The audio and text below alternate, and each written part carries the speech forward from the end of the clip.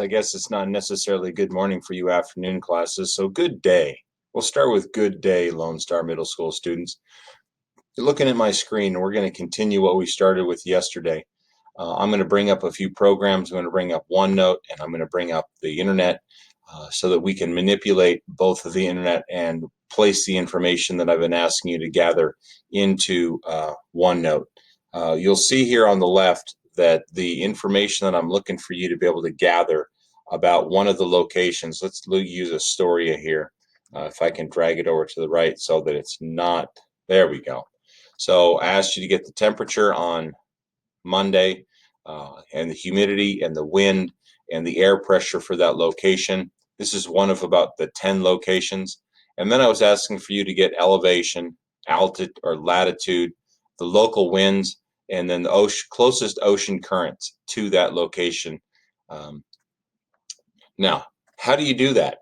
A lot of students just kind of stared at the screen and struggled. So what I'm going to try to do is walk you through how I would have done it. So the first thing I would have done is found a world map or gone into Google and just asked Google altitude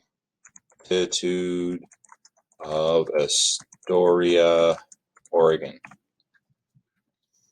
And then it just pops up. So getting the elevation and the altitude is the same thing, but just asking Google. The next one that would be quite easy to just ask Google would be latitude. So when you type in latitude of Astoria, Oregon, it just gives you latitude and longitude. Latitude is this first number. North and south is latitude. Longitude is east or west. We're not concerned with east or west necessarily. We're concerned more with the latitude. So then you would copy down the latitude and you'd come over to your OneNote and you'd place it into your OneNote. So you're going to be gathering all of this information from for each one of the cities and putting it into your OneNote. Now, the most difficult of the selections to get is the local wind and the closest ocean current. You can see here I've got a section, essential facts. If you click on essential facts, and it might be stuck on unit 1 or unit 2 here on the right, but if you click on quarter 2 meteorology, if I pinch the screen, it'll shrink down some of the graphs that I've been able to put up here for you guys. This graph right here in the meteorology is local winds. So you're going to have, after you get latitude, you'll be able to see the 0 degrees, which is the equator, 30 degrees north, 60 degrees north. You're going to see 30 degrees south, 60 south. So you kind of roughly estimate where in between those numbers. So Astoria was at 40 something. So it's in between 30 and 60. So you can see here the local winds are the southwest winds. So that's what I went and wrote down. Now to get the ocean currents, you pinch and then scroll down to this map here, and you can see on the left-hand side of this map, it's also got latitude. So Astoria was just above 40. So if we come across and we can see that, hopefully you remember that Astoria is in Oregon, which is part of North America.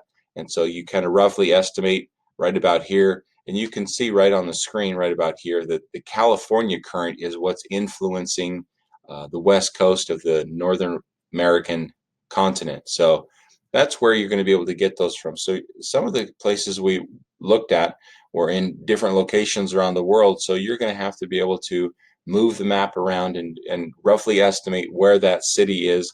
I believe Christchurch, New Zealand is on the southern side of the South Island of New Zealand. And so taking a look there, you have the East Australian current. So you've got some areas here that are also being influenced. But you can see this current here, it curves up. So I'm sensing that it's got more going on with the Antarctic circumpolar current. Hopefully this helps. I have one more day today to get through gathering this information about those cities. Hope you're having a great day and that you got some breakfast this morning and maybe some lunch if you're in afternoon class. Hope you're having a good day. See you later.